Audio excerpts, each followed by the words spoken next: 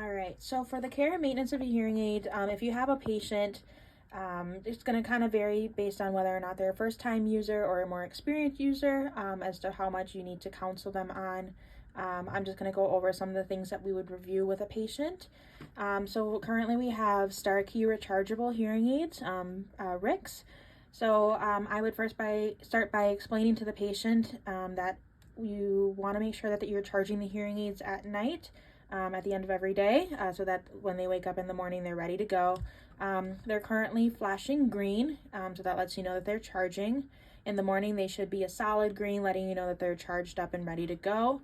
Again, just sits in like this. You should feel kind of like a magnet. That lets you know that it's in there and ready to go.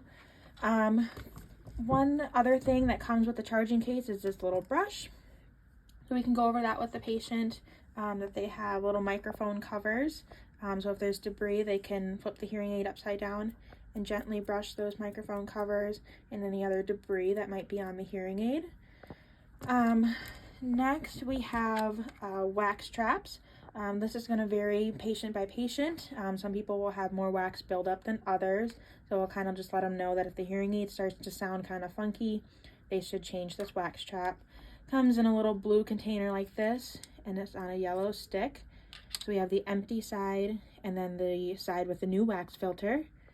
So I'm going to grab the receiver like this, stick the empty side in, push it in like that, pull it back out, and switch it to the other side to put a new wax trap in, and then that's good to go. Typically, the patient will also have a dome on these types of hearing aids as well, so they can change that out if needed. That just pops off. Kind of put it on like that. Want to make sure it's on nice and secure so that it doesn't come off. Should sit like that. One other thing that the patient can do is if they have an alcohol wipe, they can gently wipe some of the receiver and outside of the hearing aid, careful to avoid any like openings so that the moisture doesn't get in. So one other thing we want to make sure that we do is go over the insertion and removal of the hearing aid with the patient so that they're very gentle. These wires can be fragile, so we don't want them pulling on this too much.